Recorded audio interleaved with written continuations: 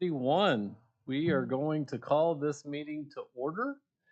I think we will start by just recognizing that the notice for this meeting has been properly posted and we are in compliance with the Open Meetings Act. And we'll ask the clerk to call the roll.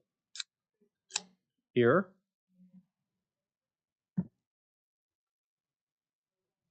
Here. Here. Here. Here.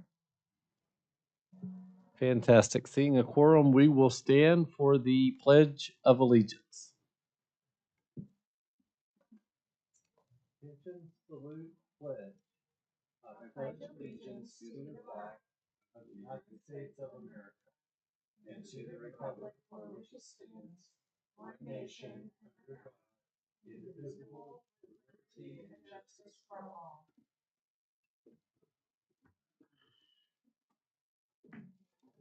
Thank you. Our next item of business is to approve our minutes from our previous meeting. I would be happy to entertain any discussion or entertain a motion. Have a motion to approve. We have a motion and a second. All in favor, please vote via your computer.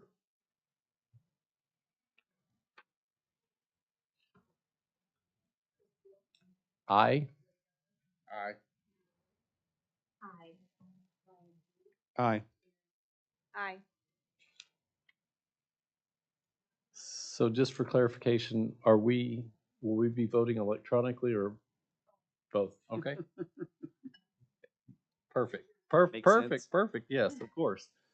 Agenda item number 2 is discussion and possible action regarding the dates and times for the 2024 regularly scheduled meeting of the Criminal Justice Authority Advisory Board as requested by the clerks of the board. And you see the schedule there.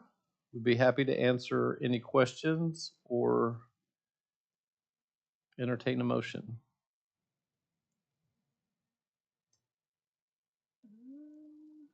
Maybe. I am trying to get it to pull up. Just gotta be patient. Is that, I know, I'm not a patient person, Hannah.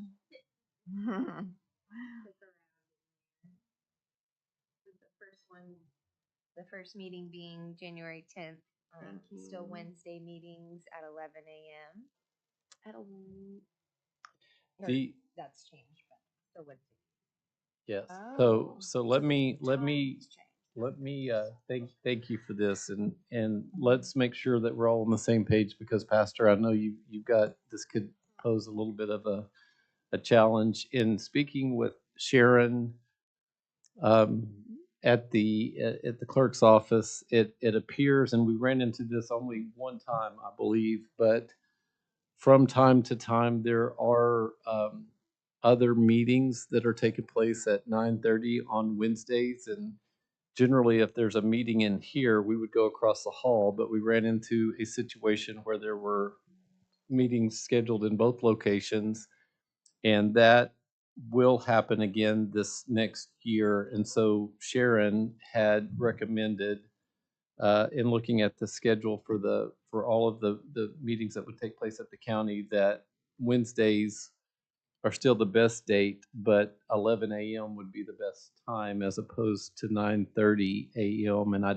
don't know if that's something we can accommodate or if we need to go back and say we just can't do that. Right. Well, for me, I have on most Wednesdays, I have a noonday Bible study that, of course, I have help. Often I don't. So ultimately, it falls upon me um, that, and it really depends on the length of the meeting. Um, my office is not far from here, so I mean it's doable. It's not impossible, but there may be times that if the meeting uh, was substantial, I guess I'd have to really look at the agenda find out that if we're here at 11 o'clock. Now, definitely, it would be easier to get in and out of downtown at 11 a.m. on a Wednesday as opposed to 9:30. And so, I mean, if no one else has any issues with that, I think that I can make it. I can make it work. But just understand that there may be some Wednesdays that I'll have to tap out.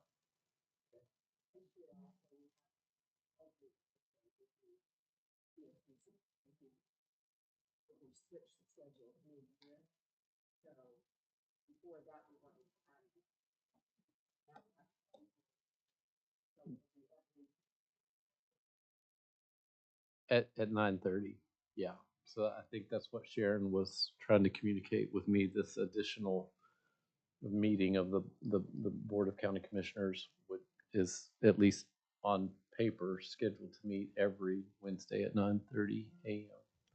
So I'm noting on this schedule that there are some dates that are the first Wednesday of the month versus the second Wednesday of the month.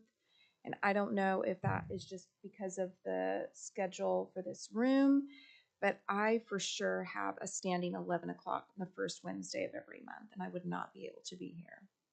So, but it kind of flip flops back and forth. So I wasn't sure, yeah, how that came to be. Because our standing has been the second Wednesday. So, like in February is the first Right, Wednesday, and March, and I think May. I was just looking real quick at those. May, it is the second Wednesday. Yeah, there's just a couple that August is the first Wednesday. August is the first Wednesday. November. Mm-hmm.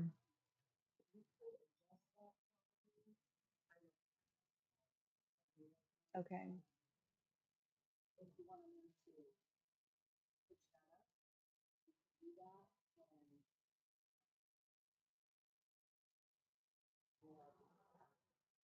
Yeah.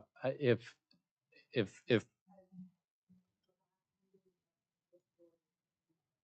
December 13th. Mm. Mm. Sure.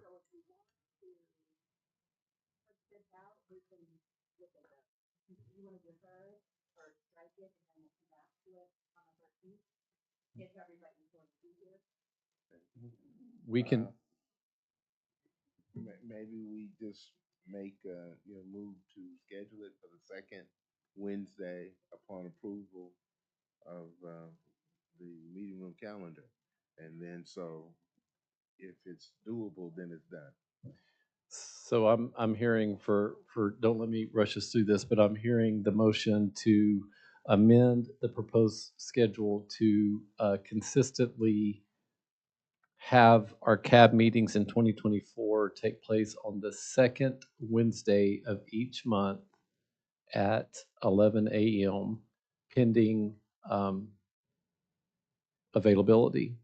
And if that's the motion, we can vote on that, and then we'll have final approval once we get the official schedule back from the clerk's office at our December 13th meeting. Other, That is my motion. okay, there's a motion. Is there a second? I'll second it. I think he said that he would second it. I did. We have a motion and a second. Is there discussion?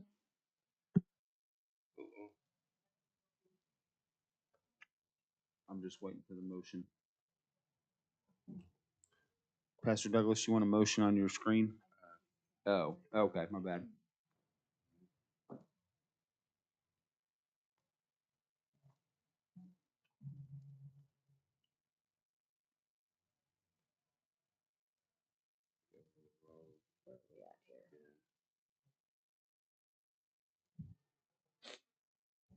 What happened?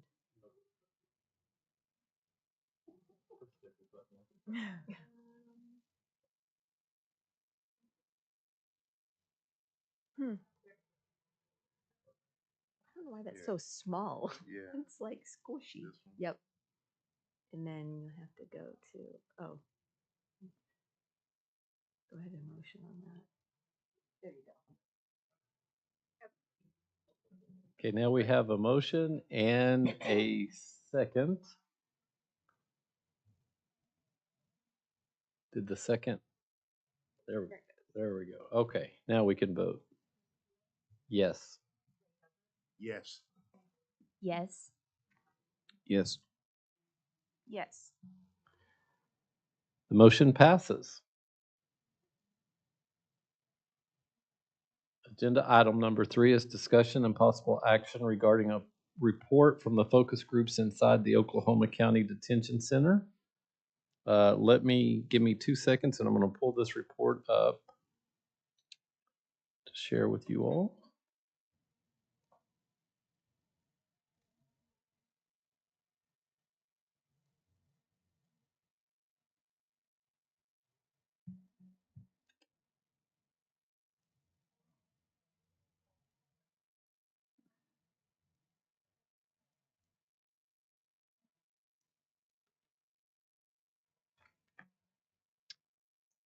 Should have already had it pulled up. Give me 1 second. Here we go.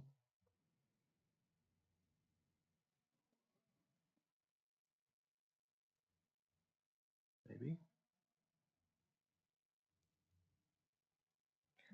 I always feel like when people are watching me or even on a Zoom call, my skills regress. Like when I'm Yeah. sharing my screen or anyone's watching, I'm like, I've never touched a computer before, evidently. So.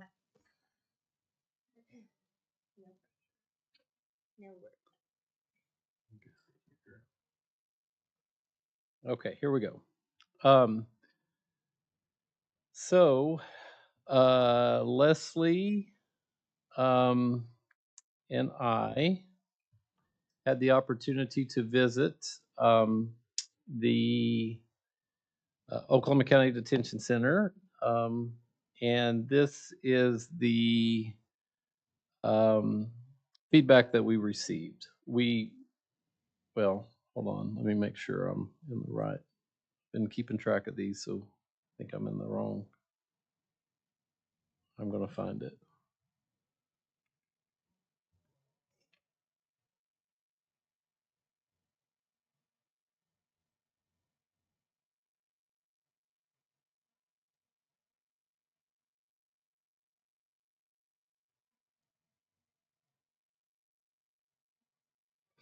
Okay.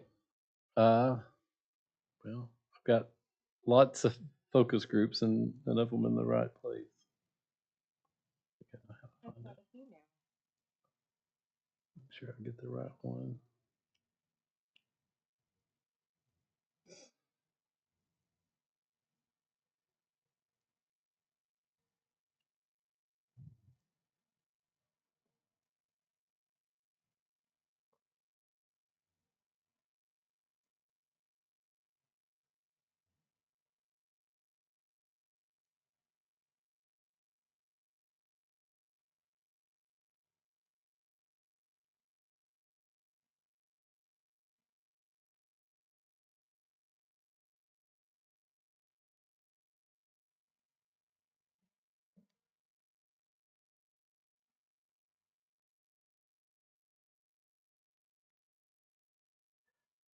Actually, if we could, can we go to the next agenda item and come back to agenda item number 3 just so that we can be expeditious here with Ryan's time.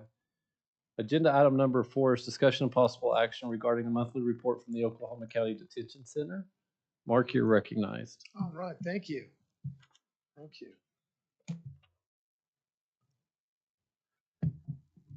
So I'll start today real quick. Again, this is CEO Gardner's presentation that she gave Monday to the trust. There's a CEO update, employee update, talk about some population statistics, talk about the website update too as well. Some pod renovations that's going on in the 8th floor right now, and the launch of the care unit. Also, some quick updates. We did hire a full-time recruiter. She started about almost 2 weeks ago, hit the ground running, already involved in some interviews for some potential employees. So we're really excited about that. Also, the National Inmate Survey, a PRIA survey is going on right now with a national group that's inside the facility right now doing interviews with inmates. They're going to be there throughout the rest of the week. Have a lot of people scheduled. I think it's several hundred that they're going to be talking with. So we're excited about that. Leadership Oklahoma City presentation. CEO Gardner gave a presentation to Leadership OKC about a couple weeks ago. Also doing some ongoing leadership development with our captains and some of our administrative staff as well. And one of the big things she's also doing right now, it's been taking up a lot of her time, is doing one-on-one meetings with every single employee. So for about 20 minutes, she's been meeting with every single employee, scheduling out very far because there's about 258 of them right now. So she's been doing that just to gauge the employees, to talk to her in her office. What do they see? Things on that nature. So that's an ongoing thing right now. So look at the employee demographics. Now again, these don't necessarily change. These haven't changed over the last couple of months. As you can see, we have a larger female population of workers at the jail than male population. About even though as far as officers, male and female split right there. All the generations. We have Generation X, which happens to be mine, still leading the way there. But we also still have some baby boomers, and then a pre-boomer. So we have an individual working there. I believe they're over 77 years old at this time. Training, new academy is going to begin on the 27th of November. Right now, we're doing the ongoing interviews with individuals. 31 right now are in the background stages, getting their background checks to make sure they qualify. 11 current employees have requested to go through the academy, which we're very excited about because, again, going forward, all new employees will go through the Detention Officer Academy. One of the things that we saw when we visited Wichita last month was that every single employee at the Wichita County Jail is a detention certified.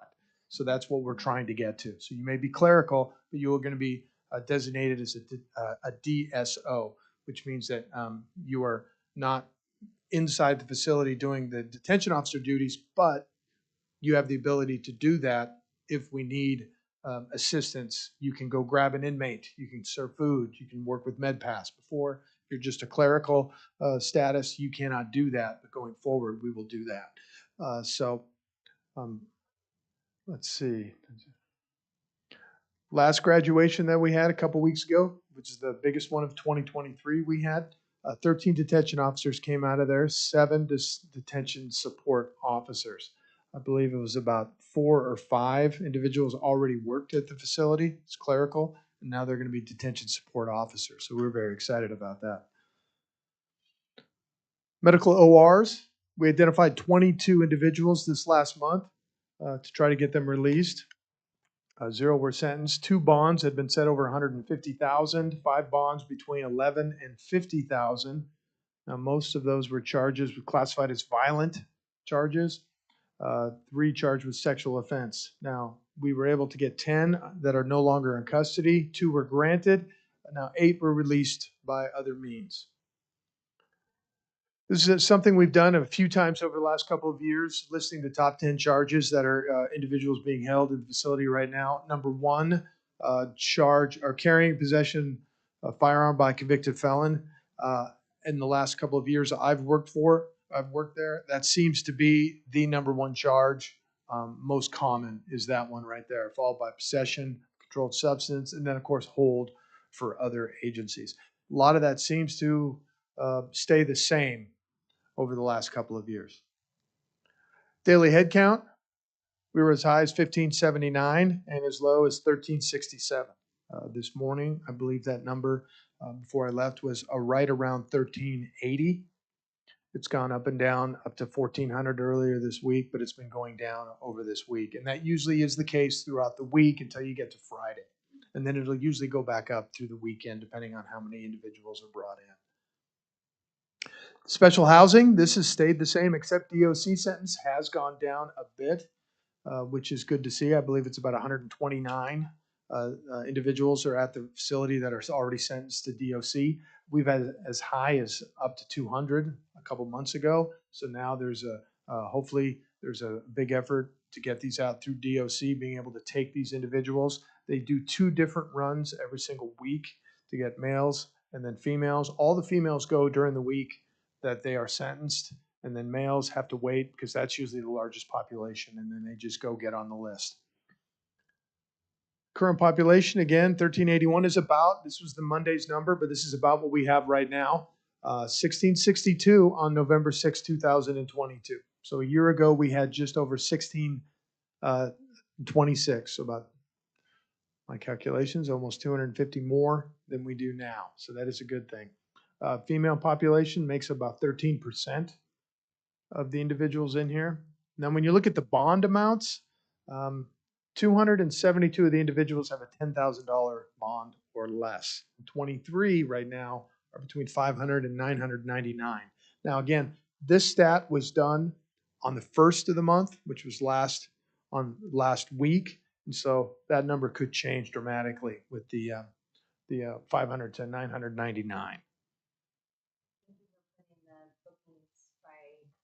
Agencies. Oh, yes, on as that you too. can see right there, of course, that's always the way it's going to be. OCPD brings the majority of people in there. Sheriff's Office next.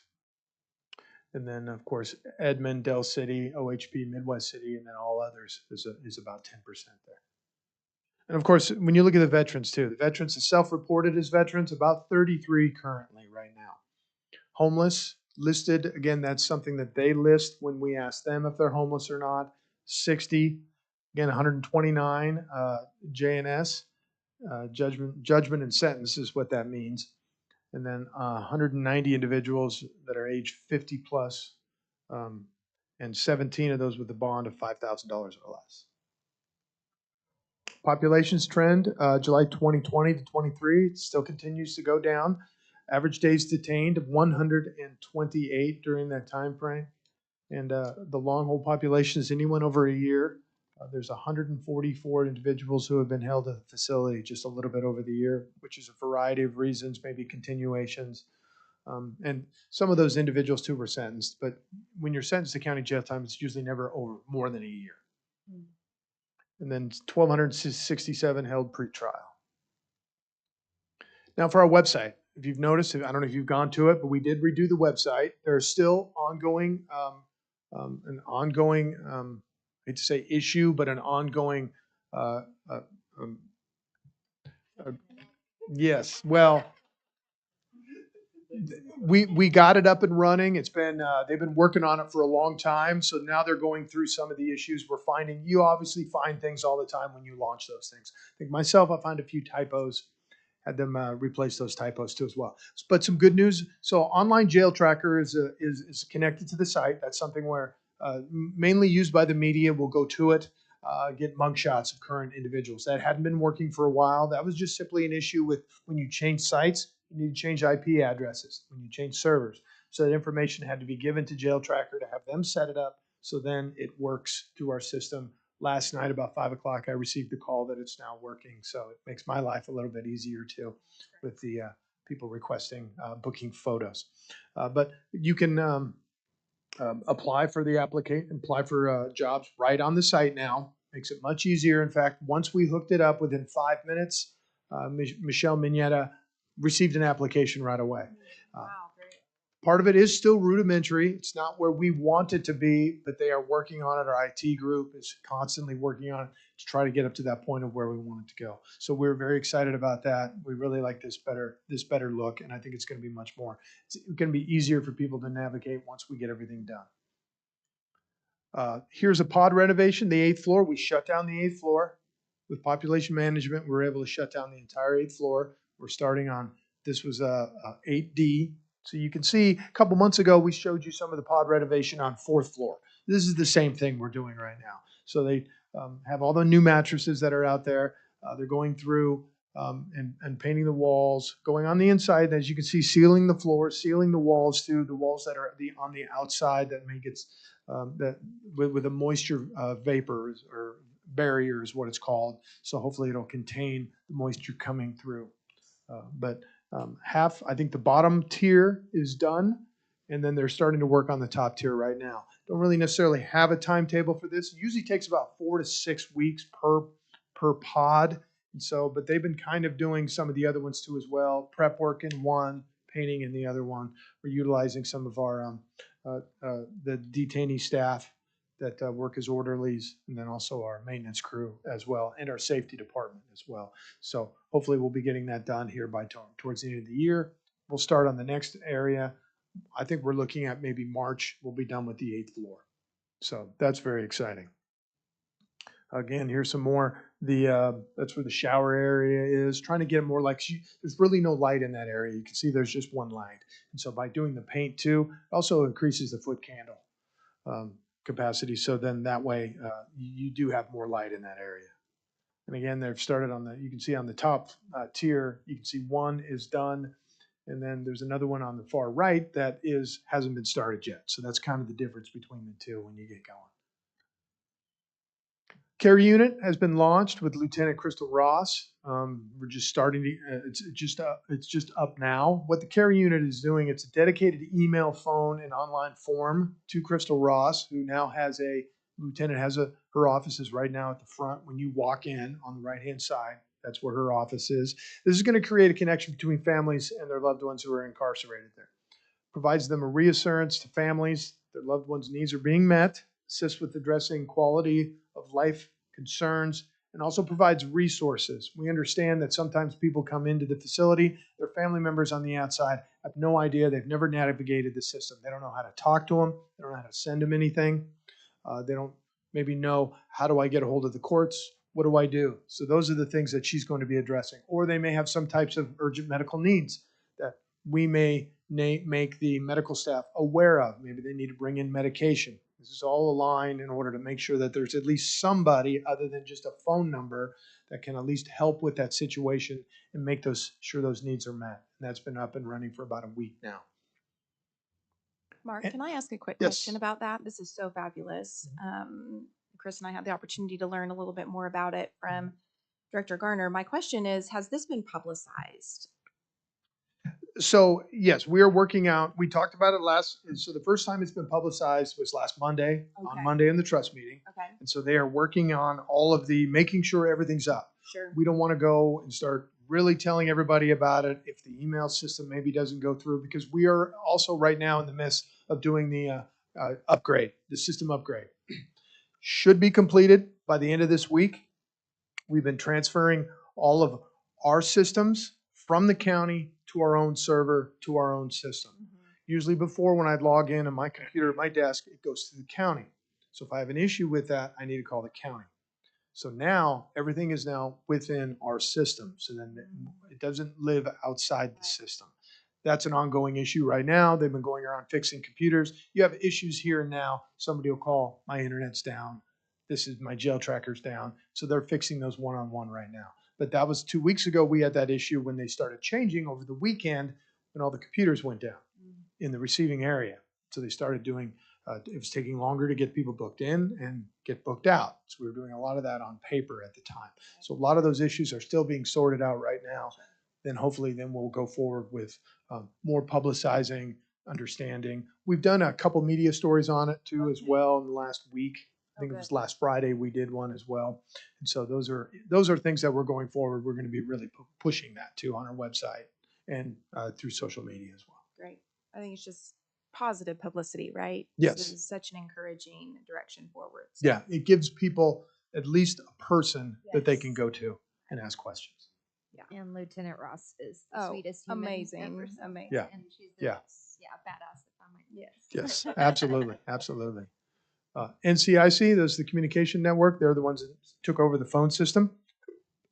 Also starting on November 1st, last week, all mail will be sent to them. And it's going to be, you will have to, the inmates will have to access that by the tablets in the cells.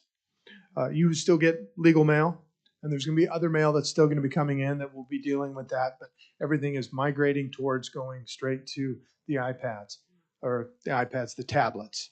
And so that, of course, the main reason for that is to cut down on contraband, because That's how a lot of it gets in over the years, is sneaking it through the mail. It's only as good as the people watching the mail that is coming in.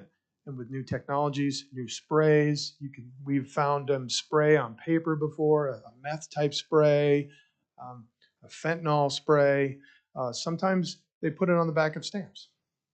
So if you're not up to it, you're not really paying attention to that, it can kind of come through. Now, we're still going to be receiving all the legal mail. All the legal mail goes through us, and then, of course, it goes straight to the detainee as well. So that is not going to be going through the tablets. Is NCIC replacing like phones and stuff, or is this just mail communications? Yeah, already they've different? replaced all the phones in the entire facility. Okay, so will that work differently, or is it kind of the same setup? It's kind of the same setup. The phones even look the same, Mhm. but they're brand new. Okay, And the speakers are all working. It's a lot louder. but same like amount of phone calls? Yes, for the- yes. And it's even a cheaper rate too as well. Okay, that's great. And then, of course, we put pads, the tablets in each cell, at least one in each cell. And then there's also tablets outside, so there's a console, so you can go out there and make phone calls too as well, or you can do the video chats in your cell as well. So that's a big change. Yeah, that We're is going to good. get a lot more of that. So Okay. increasing that communication, Thank you. and that's it. Any questions? I do have a question on the recruiter. Yes. Who is that, and can you set up a meeting with our subcommittee? Absolutely, yeah. Her name is Charity. Forgive me for not knowing her last name. I just know her first name is Charity, but I can definitely get her hooked up with any. I think you said it's the recruiting and retention. Yes. Okay. No, absolutely. Yes, yes, we can do that. Thank you. Great question. Are there other questions? Great presentation. Mark, you do such a good job. I love all the data that you're giving us. I have one to ask if we could Sure. see like state charges versus city charges. Sure.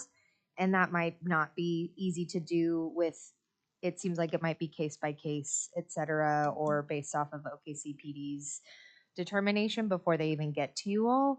But it might be interesting to know because I know that that's often used in an argument as to why the city might not need to pay the county as much. So that's just a stat I'm fascinated by. So thank you for all that you have Yeah. added because it's good to know. No, all you have to do is send me an email. There's lots of stats we can pull out of there, more than I'm ever aware of, and I find new ones all the time, and we can work through that and figure out which exactly one you like to see. All right. Thank you, Hannah. Additional questions, comments? Seeing none, do we need to accept? Sure. Yeah, there is a motion. There is a motion. There is a second. Yes. Yes. Yes. Yes. Yes. Thank you so much, Mark. Really appreciate you being here. And I mean, kudos to you, Director Gardner, the whole staff. You guys are doing great. Thank you. Thank you. Very quickly, if I may, I want to go back to agenda item number 3. I do have the correct recommendations, input from those who are residing inside the Oklahoma County Detention Center. I want to just remind everyone that we're trying very, very diligently to go in at least once a month, some combination of our Citizens Advisory Board to also make sure that we're including input and perspective from those who may be closest to the situation, meaning those who reside in the county detention center, just to make sure that their voices are heard as well. In that vein, on October the 10th, Leslie Nesmith and myself had the opportunity to go in and conduct some focus groups inside the Oklahoma County Detention Center. I want to preface this, and I told the guys that I would preface this. So the men that we talked to on the 6th floor had just been relocated to a new pod. And I just want to announce, because we talked about this as well, that transition at any level can be unsettling. So I just want to say, and I said to the guys, is this recent transition filtering your perspective? And they all said, yes, probably. I mean, just in their input, they were a little bit grumpy at first. And the more we talked about it, the more they kind of calmed down. So I said that I was going to announce that to be fair. And they said that is very fair. But the men stated that the interactions with staff, as of late, had tended to be more oppressive and hostile. They acknowledged that there were plenty of positive, pleasant, and respectful interactions with other staff, but did express discouragement over increased negative encounters with many OCDC employees. They identified these negative interactions with staff as triggering. They stated that staff appear to be stretched thin and very stressed. They said that the phones inside their pods were not often working properly and that commissary services were very inconsistent. They said some months it was great and they had everything they needed, and other months they didn't have really anything to choose from. One gentleman spoke in detail about limitations pertaining to mental health services inside the detention center. He said access to mental health services is severely deficient in his opinion. Several of the men expressed concerns about the lengthy response time for physical medical care when it was necessary. It was reported that one individual may have to wait several hours or even several days before proper medical care is administered. The men reported bed bugs continue to be a problem in their pod. One person that we talked to had visible insect bites on his arms and shoulders. They stated the natural chemicals utilized to combat the bed bugs did not kill the bed bugs, rather, it just made them mad. That's what they said. They stated the quality of food is not great, but the portions of food are adequate. The lunch on October the 10th consisted of rice and beans, cornbread, vegetables, and a piece of cake. The men indicated the need for an improved orientation process for individuals coming into the detention center. They disclosed that people coming into the detention center may have questions about how to access commissary and when and how to communicate with the judge assigned to their case. They also identified that technology connected with the kiosk is often confusing and frustrating for those who have limited technology abilities. One person said utilizing the kiosk makes his blood pressure increase and causes him to have headaches. They revealed access to spiritual services is limited, and they often select a peer to serve in the role of spiritual advisor or spiritual guide. They indicated that more time out of their cell would be very helpful and greatly appreciated. The men said that they would like to have input into whom they share a cell with. They believe that this input will help decrease conflict, reduce violence, and improve mental health and emotional well-being. The men stated that they have new mattresses in the detention center, and that the new mattresses are their words, a huge blessing and definite improvement. We went and then talked to a group of women who communicated that bed bugs and rodents continue to be problematic, but the situation appears to be getting better. The women expressed frustration over limited recreational opportunities and time outside of their cell. On average, they said that they are spending 2 to 4 hours a week, 2 days a week, out of their pod, or out of their cell, rather. One woman talked at length about the culture inside the detention center and being felt as if she is treated as everyone sees her as already being guilty. She stated the environment compels people to plead guilty to things that they did not do to obtain relief in hopes of getting out of the detention center. Several women stated limited access to basic hygiene products continues to be an issue. They said that basic hair and skin care products are not available, especially for certain ethnic and racial needs. The women said that the food quality and portions are adequate, but would welcome some additional fresh fruit and more variety. And they said to emphasize this seasoning in their daily servings. They communicated interactions with the staff are positive for the most part, and that most of the staff put forth extra effort to help and assist with their needs. They noted that staff turnover is high. The women said that 2 programs are consistently available to those living on their pod, Calm Waters Grief Support Counseling or Grief Support Groups and Women in Transition. They feel access to spiritual services and support are adequate and available. One person shared she was granted the opportunity to actually witness her nephew's funeral via Zoom, and she felt very, very grateful for that opportunity to participate, albeit virtually. The women discussed the need for a better orientation process for individuals entering the detention center. They indicated it is very confusing and traumatic when a person first arrives at OCDC. One person said that she had been at the detention center for 7 days and was not able to make contact with anyone in her family because she did not have access to her phone and did not have the phone numbers in her phone memorized. She is concerned about the safety of her children. She said that she felt like she was in the twilight zone. The women stated a process explaining how to access services, communicating expectations, and explaining how to communicate with the courts when a person first arrives would be extremely valuable. They collectively identified positive interactions with staff as the bright spot and the definite area of improvement that they had witnessed.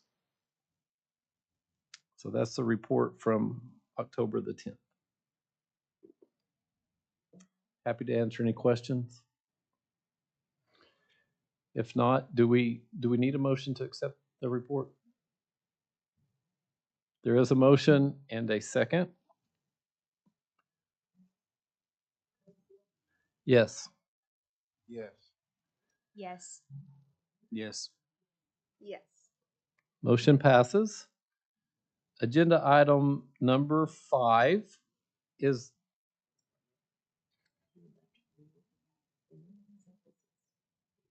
okay. Wow. Agenda item number 5 is discussion and possible action regarding regular monthly work session meetings with members of the Citizen Advisory Board and Director Brandy Gardner. Very quickly, on these last 2 agenda items, and then we'll go back up to the first one, I want to say that Director Gardner reached out to Aaron and me and offered with enthusiasm, extended the invitation for any combination of our CAB members that would not violate a quorum to have the opportunity to meet with her one-on-one in small groups on a monthly basis to really talk about all of the work that's taken place inside the Oklahoma County Detention Center, to talk about any sensitive issues that may be pending, including if there's, deaths or things like that may be involved that may not could be, all of that information may not could be presented in a public setting due to confidentiality, HIPAA stuff, that she would like to make sure that CAB members are aware and have as much knowledge as she is legally allowed to give. And then she also, I think, just really wants to make sure that as we have recommendations and as we are gathering input from both the community and individuals who reside at the detention center, that those concerns are understood and are being taken seriously. She wants to understand that, wants to make sure that she is able to address what she can address.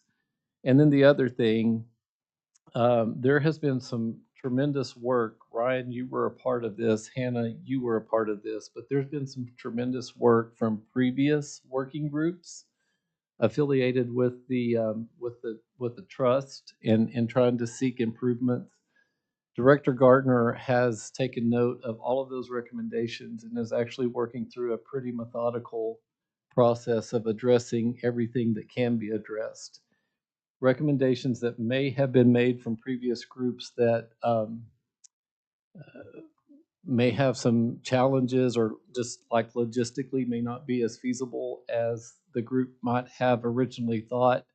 She's very open about that and would say, here's what we've done, here's why we've done it this way, we tried this and we couldn't do it, and she just wants to have that level of communication ongoing with us. And if we're seeing things that she's not seeing or seeing things that her staff may not be seeing, she wants to be able to process through that in a way that we can kind of take our time and go as deep as we need to go. Aaron and I had the opportunity to have the first meeting with her, and our goal is just to create a rotation. The meeting will be set at the end of each month. So we actually met with her on the 31st, 30th or 31st? It was the 31st because Aaron Engelkey showed up as Barbie to the meeting. It was on Halloween, and oh my gosh, it was just spot on. So it was the 31st. So we'll meet at the detention center at the end of each month. We'll get that on a schedule and just have a standard rotation, so you'll know exactly who's coming, and we'll just all share in those responsibilities and make sure that we have equal access to meet with the director. Aaron, is there anything else you want to add to that, this agenda item? No, I think you did a very thorough job of just highlighting the intentionality behind this meeting. And I think one of the things that really stood out to me was how valuable it will be for us to, as a community advisory board, to not duplicate efforts, right? Like, we're working really hard on the subcommittee level. She acknowledges and recognizes that. And similarly, she and her team are working extremely hard, oftentimes doing a lot of the things that we have recommended. And so this will be, I think, a powerful way for us to make sure that we're all on the same page so that when we do meet in our subcommittees, we are supporting her and her team in all the right ways versus duplication of efforts or not that we would ever intentionally undermine what she's doing, but just in the spirit of identifying needs and opportunities. This way, we will at least have heard directly from the source kind of the challenges and then how we can best support her and her team. So I'm very enthusiastic about it. I think it's going to be beneficial for us to even move a little bit more aggressively towards supporting the detention center. Thank you, Aaron. Questions, comments, thoughts about agenda item number 5 and the opportunity to meet with? Aaron said it. I think it will help us a lot. Yeah. Yes, sir. Thank you. Agenda item number 6. This is discussion and possible action regarding a holiday gift bag distribution initiative that is underway for individuals who may be separated from their families and residing at the Oklahoma County Detention Center during this holiday season. I will tell you that this initiative, and I'm so excited for CAB to be aware of it and participate if you would like to. This initiative actually came to us through the warrant clearing event that took place last month. There were several judges and several attorneys and several community leaders who said, hey, listen, we're trying to make sure as many people as can safely be with their families are with their families this holiday season. We understand that on any given day, there's going to be between 14 and 1,500 individuals in our community that are going to be separated. The folks who may be separated and residing at the detention center need to know that they're not forgotten, that they're going to be thought of and prayed for and supported as best we can during this time. And so as of right now, and this determination should come later today, the consideration is being given that we will assemble about 1,500 gift bags that will include items such as, and I have to say such as until we get final approval, um, non-perishable food items that contain limited food allergens. So there's a lot to go into this. So we're talking about things like a bag of chips, maybe a package of crackers, a beef jerky stick that doesn't have the psyllium, if I'm saying that right, package in it, and things of that nature. We're also hoping to include a pair of socks in each gift bag, and some extra hygiene products such as soap, shampoo, things, deodorant, things of that nature, and a stamped holiday card that an individual can fill out and send back to their families. So those are the items that have been discussed, and we should get final approval. Really hoping we're working on two things: getting final approval of the actual items that will be placed in the gift bags, and then also the official distribution date. So we're having to kind of coordinate around staff with the detention center and holiday schedules and all of that good stuff.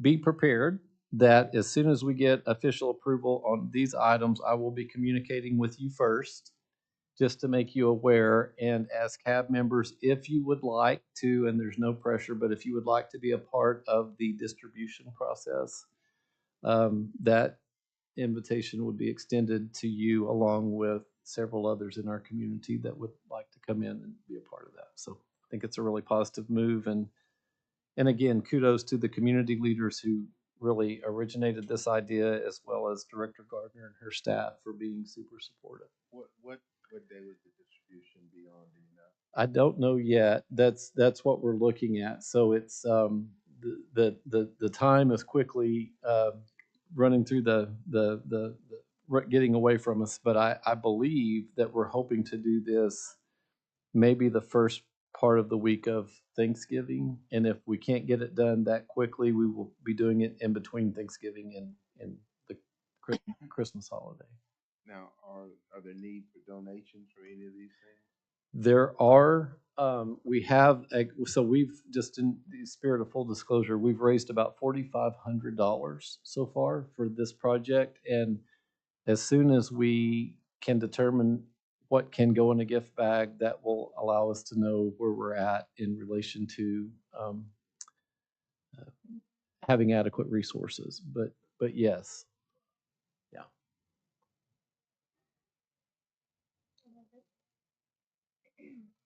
Awesome. Other questions, other comments? So in addition to us as CAB members being part of the distribution team, like we have a prison ministry that for the most part, we're in state prisons, but we've been talking about being able to do something. So get some of them to be part of the distribution. Yes, 1,000 yeses. I mean, without a doubt. Pastor, I just want to tell you, this is, this is my heartburst, and this is our moment to invite the community to create community. Like, I truly believe when a person has to be separated or detained, for them to know and feel that they are still a part of our community. We understand the consequences are what the consequences are, but I just think it's so incredibly impactful. And in my mind, if we had, and I'm just making this up, but if we could have 30, 35 people who would want to help with the distribution process, the four of us could go with a correctional officer on one floor, and four more could go with a correctional officer on another floor, and there are 13 floors in that detention center, and we could just divide and conquer. So yes, we would definitely welcome that. You'll be the first to know when we get that date set. All right. Seeing no other questions on agenda item number 6, let's go back up to agenda item number 2. And we have now a updated schedule of regular meetings set to take place in the calendar year 2024. And I believe that these dates represent standing meetings on the second Wednesday of each month, starting in January 2024. January 10th would be the first meeting date at 11 a.m. And this is the schedule that we would officially approve pending, approval by the court clerks, county clerks. It's good. She's already checked it. Man, these dates are available. So let me just make sure everybody can see those and feel good about them. And man, we're rocking. Thank you. There is a motion and a second. Yes. Yes. Yes. Yes. The motion passes.